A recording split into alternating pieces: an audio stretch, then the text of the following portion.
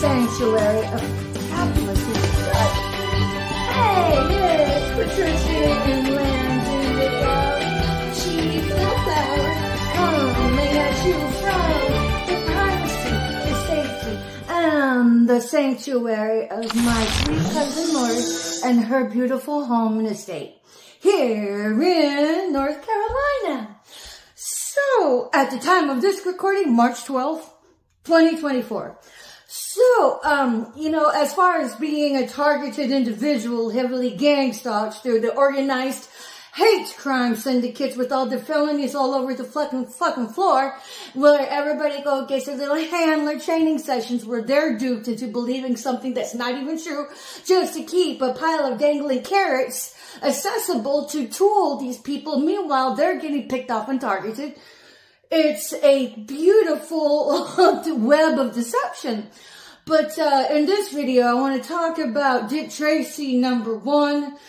Bianca's in particular #1 because I'm telling you guys, like I mentioned in other videos, this is a organized crime syndicate. It's a hate crime where the origins are Nazi, where it was the illuminated ones that had gained access to 1,300 of the executioners that ran the goddamn concentration camps, of one of them of being Dr. Mengele.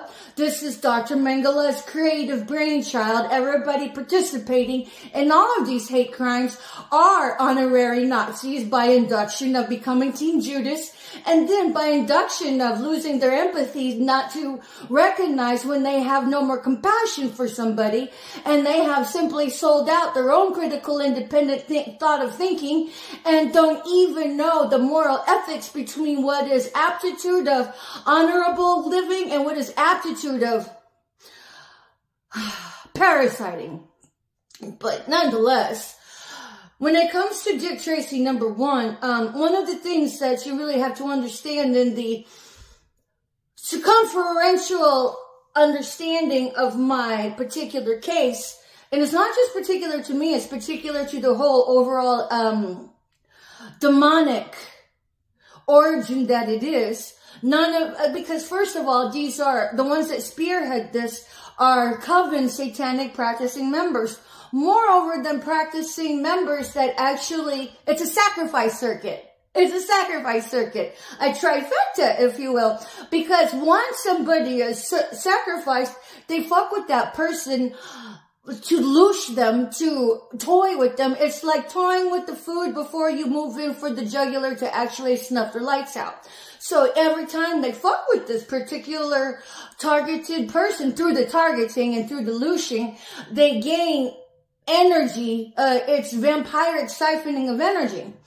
And then, I get reptilians. You guys really love that sort of thing. I've seen your fucking faces. It is the most gruesome thing to see without the blood. I mean, but, my blood was all over the floor because you guys were fucking with me in my life. I mean, why you think you have the right to fuck with somebody's life is beyond me, but that's what separates you from your soul. I mean, and you don't even realize that you have demonic attachments, because if you didn't have the demonic attachments, you would be in touch with your empathy, you would be in touch with your compassion, and moreover, you would be in touch with your integrity. So, get your soul back. Do what it is that you gotta do. I brought you into the cerebral understanding that your soul is in jeopardy. Your salvation is in jeopardy, because if you were to die, you get sucked right into hell. It's as simple as that. But if you don't realize your soul is in compromise, how you gonna know? Especially when you hang around other people whose soul is in compromise and you think that it's normal. No, it's not normal. It's demonic. But nonetheless, when it comes to all of this interplay, it is a sex ring as well. And so they actually sacrifice the people and then, you know, get what they can out of it with more bang for their buck by sexually trafficking them right to the Truman Show, right where they are. And then they will also try to traffic you and human traffic you through kidnapping, through exploiting your kindness, and through getting other people to participate in it to get to the person they want to sexually traffic. So not only is it a human trafficking beast, you know, where sexual deviancy is the secret sauce in the ingredient through the molestation of children, it's so diabolic because they also use police officers, private investigators, and detectives to play both sides of the fence. So, I mean, because, you know, Satanists, they ain't got no integrity. They're there to, like, sacrifice people, and then they get people to participate in it by, you know,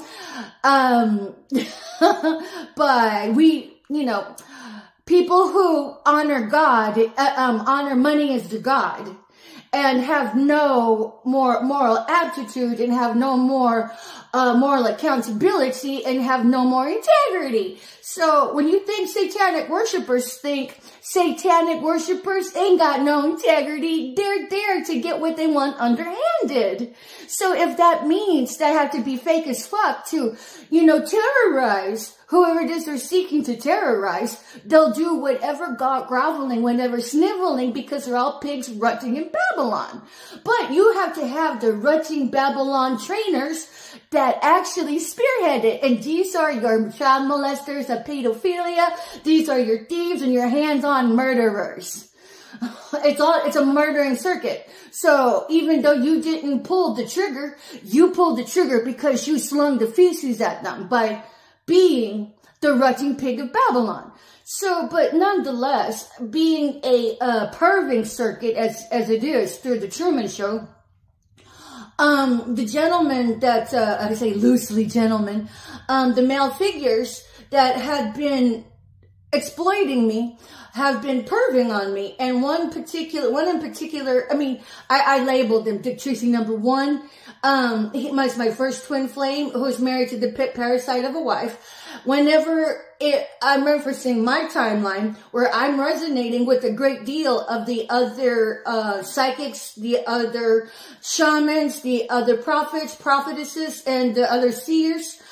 And the Queen of Wands and the King of Wands often comes up in reverse, whether or not they say it's reverse, but when they start talking about the activities of this couple, when I resonate with it, this is Dick Tracy number one, and what I refer to as his wife as his pet parasite of a wife, because he had his own wealth, and she really had been selected by their coven to be his wife, but they known each other since they were kids.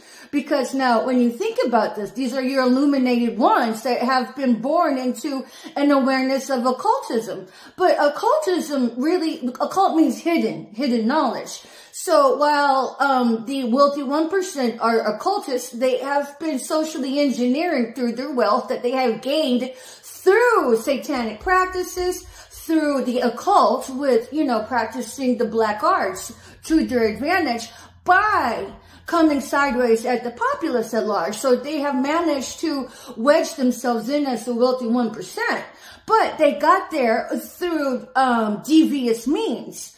So what you have is of generations that have actually been bred to be, I mean, they fucked their own children, literally. They molested their own children, so by default, their children were born into becoming brain warped.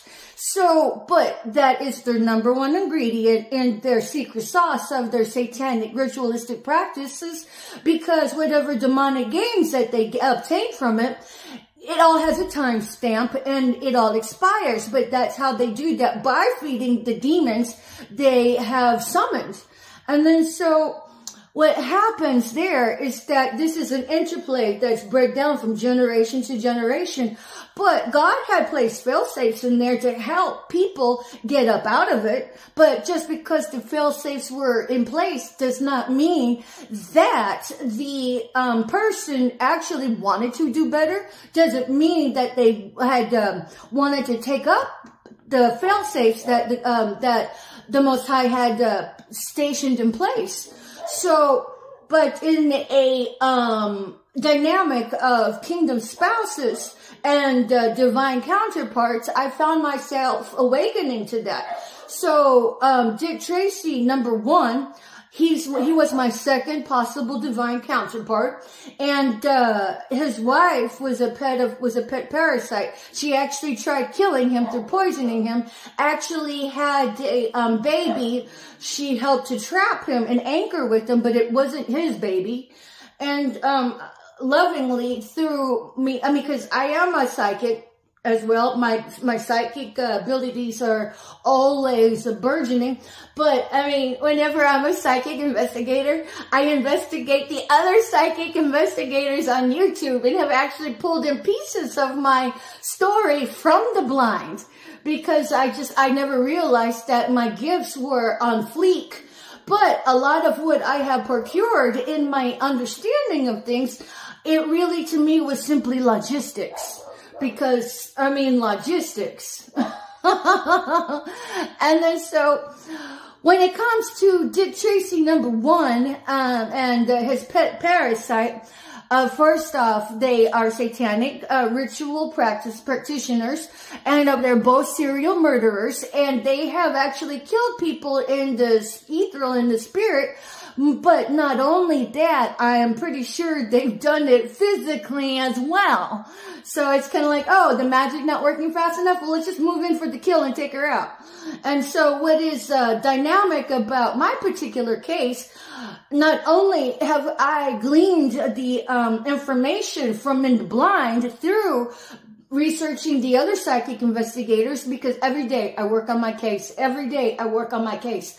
I don't ever really speak about it, but I've been meaning to, and so it's rather draining. And so, but shout out to Mindy Copeland. I love you, sister. You are an amazing, amazing conduit, seer, mystic.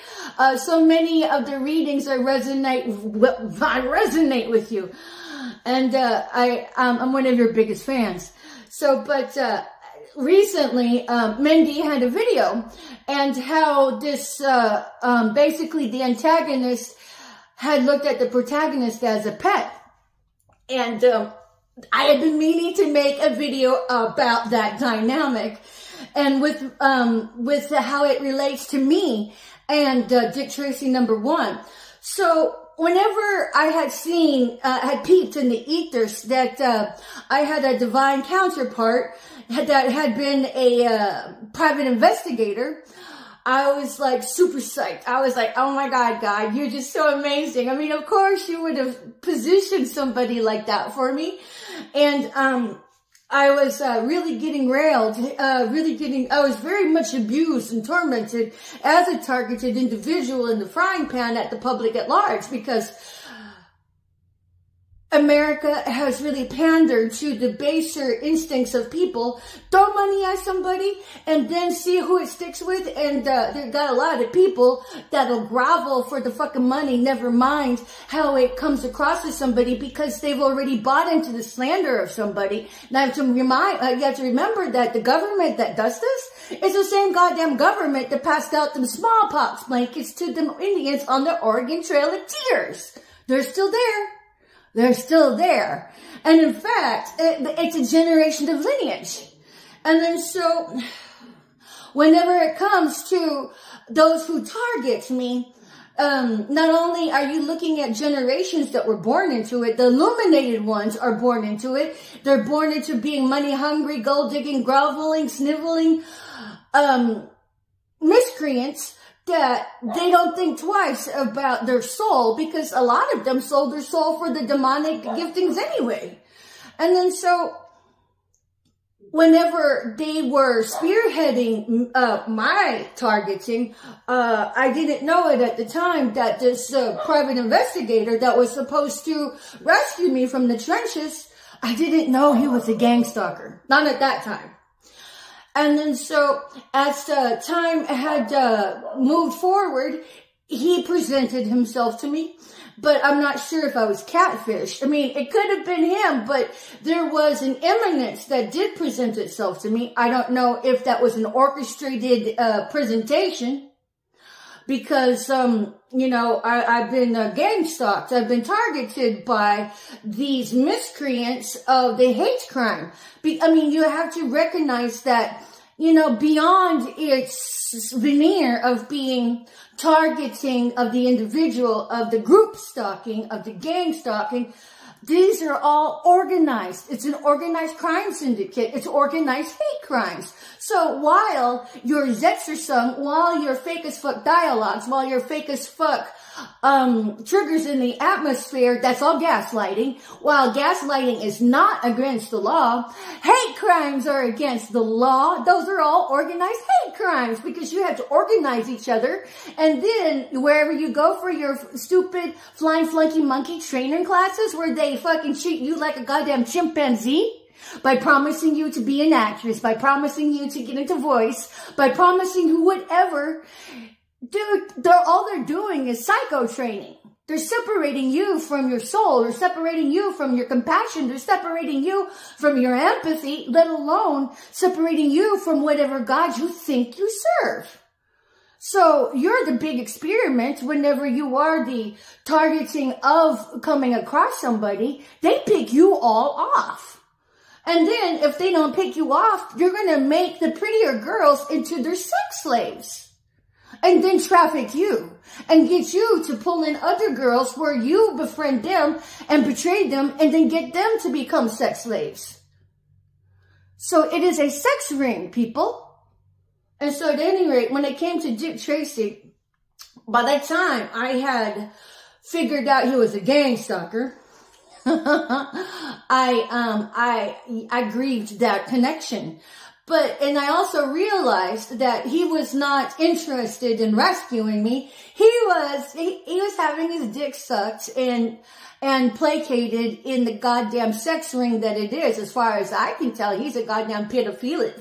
He is a pedophile, whose primary taste is in young boys. But, again, number one, I don't even know this man's name. I don't even know if I can pull him out of the lineup. But I know his eminence. I know his eminence. So everybody working on my case and all the other goddamn government grubbing gold diggers, they know who he is. Good for them. I do not. There has been no ethical mover and shaker that dispatched themselves with all the wealth out there to come bridge the ambiguity of my case with some truth already when I have been Truman Show. I have been so Truman Showed, I've been number 2 on the dark web for quite some time. How'd I not? God revealed it to me in a dream. But I guess that's part of the psychic awareness that I have. So whenever I realized that Dick Tracy number 1 was a goddamn gang stalker, I withdrew, I gave it to God, you know, and withdrew any possible connection. So in another way, God placed me in his life to help him rise up about the station he was born into. So it was like while he was told by his parents to be a goddamn government grubbing, sniveling gold digger with all the wealth that they had, that they have gotten through illicit means passed down from generation to generation, God had mercy on his soul and said, here, I'm going to place this girl in your life, and all you have to do is just honor love. So they even dispatched Archangel Michael to take him to visit the other, like at least 3 other lifetimes that we shared, to show him who I was to him. And he ended up not choosing me. And so by the time I recognized who he was, being a gang stalker, I had, you know, my means of communication had been through Facebook. And then so, well, I don't know who he is. I knew that he was lurking in my Facebook. So that was how I had reached out to him. I said, you know what? I want you to come address yourself to me, come say hello to me, and report to me everybody who's been involved in my case. You know, at least come say hi, come say something, come say anything. And I gave him like from sunrise to sunset or a time frame. And, you know, I was sad he didn't take me up on that. He just ignored me.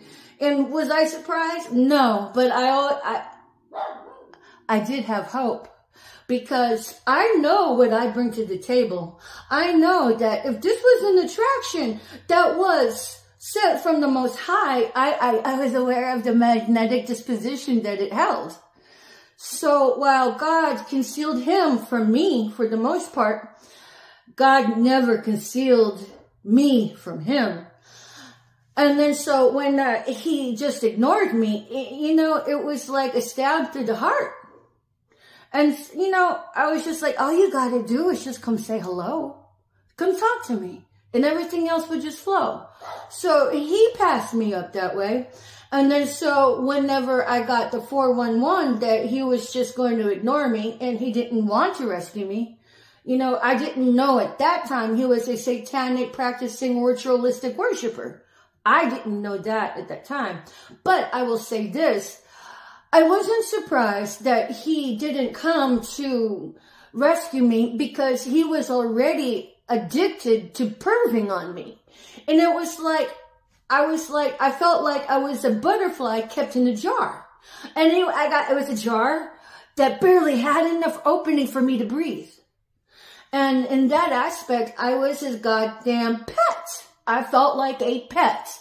And I was like, okay, why would he want to come rescue me when he was just as happy perving on me? When he was just as happy spying on me? And it's like, he wouldn't have had to bone up and be a man with me. He could just pull me out whenever he wanted to. He can just pull me out and masturbate to me whenever he wanted to. He can just pull me out and laugh at me whenever he wanted to. And then felt big and bad by orchestrating the events in my life. Because this man not only had been perving on me as a goddamn pet, I felt like a pet. So it's like, oh, you're perving on me because you can just pull me up on your phone at any time. And you've already been very complacent and happy with that. You're not going to really care about me until that goes away. And God knows when that would happen. It's a game of chess. It's a game of strategy. And I've been playing chess the whole motherfucking time while these fool-ass bitches are playing checkers because they look down on me. They judge me for the hovel they railroaded my life in. And it's like, oh, okay. And so the person he ended up selecting was this pet parasite who was there trying to drain his life force the entire motherfucking time. And so when I realized that they were of the black arts practitioners and all of the spell work, when it goes back to the sender. So now he ended up with an obsession about me. I mean, it was like this. I understand that he's been a ginormous dick to everybody else in his life and have left, when he ghosts people, he never gives them the benefits of the doubt of any respect. He just leaves them. But the whole meantime, he'd been lying to them, he apparently has a gift of gab that he uses to his advantage to manipulate those around him. And then so when he ghosts people and never says a thing, it's like leaving the door open. Meanwhile, he's left somebody brokenhearted behind. So what I also recognized was that, it's a ginormous bitch-ass baby. And I was his karma. And furthermore, it's like this. Some men, I'm just saying men generally because I am a heterosexual woman. Although I am gay for male to female lesbians. But yeah, they have your dingling otherwise. And the irony is that they hate them. So whatever. But basically, I also recognize that when it comes to narcissists, that they don't really appreciate you until you're gone. So I knew that he wouldn't even seem mean for me until I was out of his grasp. And then he'd actually give a shit. He basically would want what he can't have. So I'm just all like, who couldn't see that coming? And so, but honestly, whenever I had basically told him, if you don't come out of the shadows, don't ever come out of the shadows. Don't even come talk to me. Don't even come tell me your name. Because at that point, you're dead to me. I mean, seriously, here I am being horrifically gang stalked, having my life shaken up 9 ways from Sunday. Turned out the Regalies hired him and lied to him. And for a fucking private investigator, he is stupid as shit because he believed the lies and he was negligent and he really sucked at his job, because if he was worth a shit, he would have come talk to me, come have a conversation with me. And he never did. Meanwhile, the Regali family, who are my toxic ex-FEMA in-laws by Tim Regali, Barbara Regali, Paul Regali, Monica Regali, Brian Rice, and then, of course, honorary Regalies would be Marcella Landon Comiskey, my biological full-blooded sister, and then Dawn Renee Barber, because she was my best friend, but she was a secret hater all along. You and your homely ways, bitch. She apparently had been secretly in love with me too, so whatever. But they all lied on me, and then so he believed it all. He believed it all.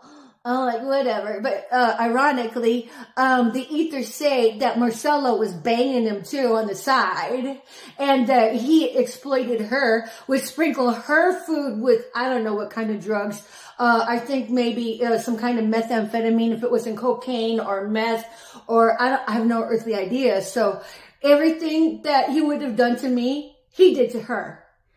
So apparently, allegedly, she ended up with a drug addiction by betrayal. So that's alleged. That is alleged. But, you know, I'm just going to call it out as I had peeped it in the ethers and what resonates. And then so, but when it came to Dick Tracy, number one, he treated me as a fucking pet.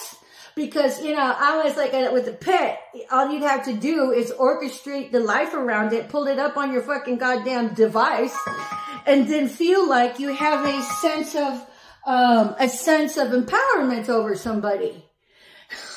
So that's Dick Tracy, where I was his fucking pet, kept in his little fucking pocket, where he can pull up on his device anytime. Because it's a Truman Show, people.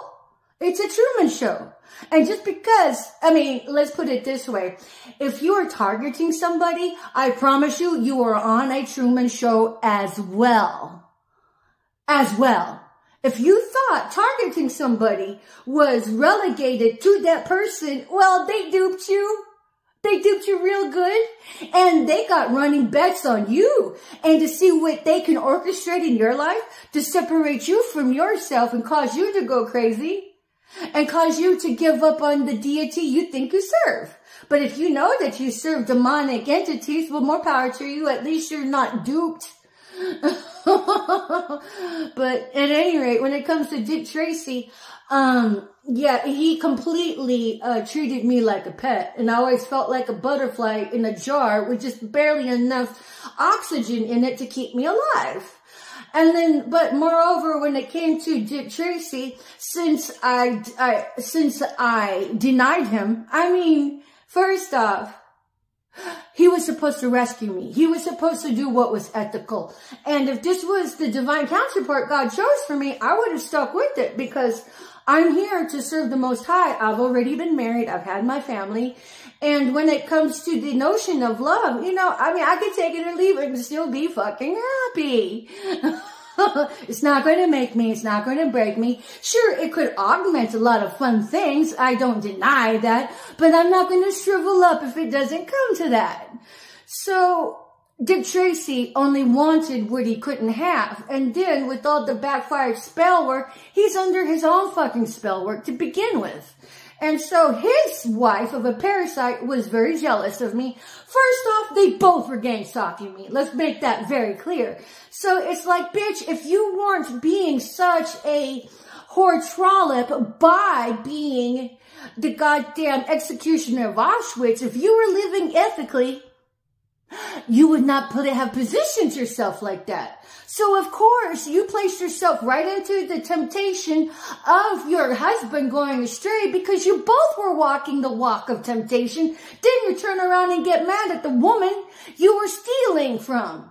You stole my creative brain children. You both are rifled through my electronic devices and then turn around and try to make headway with my creativity and pretend that it's your own. And then you have the nerve to get mad at me. And then you have the nerve to be jealous about me when I never even had a conversation with you. Funny how that works. So when it comes to Dick Tracy, he only wants what he can't have. He's under his own delusions of spell work. And, yeah, his wife had been selected for him by the fucking coven. And, they lied to him about her, saying that she was his divine counterpart. And whenever he prayed to break the contract, God was like, are you sure? Are you sure? Okay. And Archangel Michael had already taken him in the spirit like at 3 separate times, at least in his dreams, to the past lives that we shared. So when he denied me, he knew exactly who I was.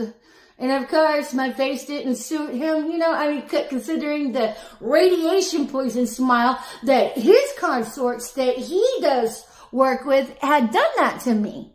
I'm all like, okay, whatever. But with all of the finances he had, he could have helped me get my teeth fixed and repaired. So it's kind of like, you shot yourself in the foot, big dope, you gorilla. And then so now from what I can glean that he no longer has access to me on his little fucking devices for whatever reason. And now he's like, oh, I want her.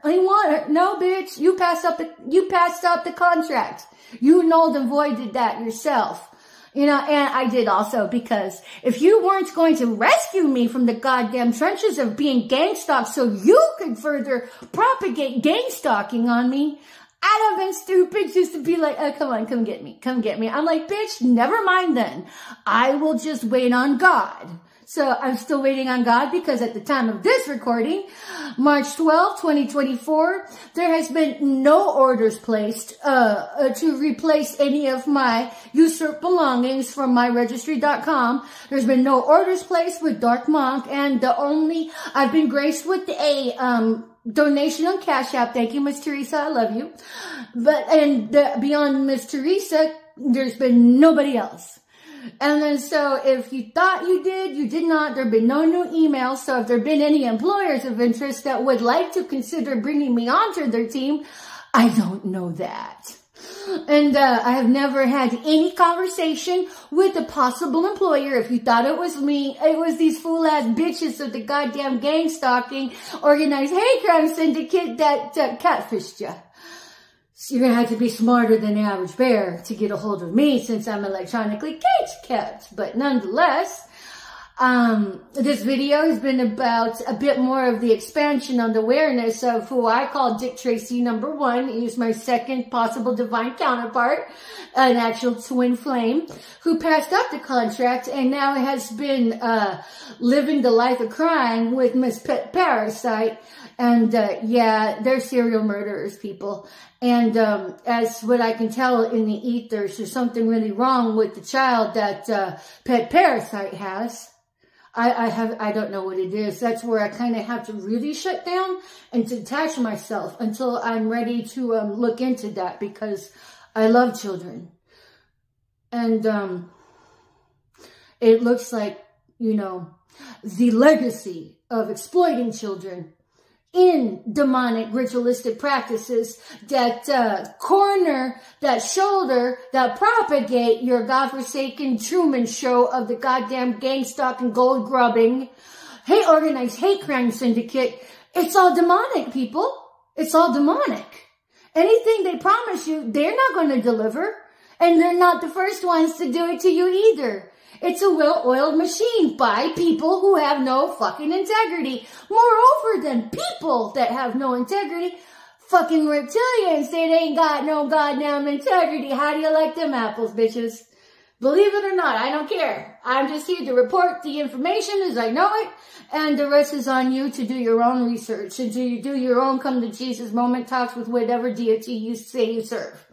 So until next time, it's been Patricia Ann Landner Galley coming at you from the privacy, the safety, and the sanctuary of my beloved cousin and her gorgeous foster child here in North Carolina. Bye for now.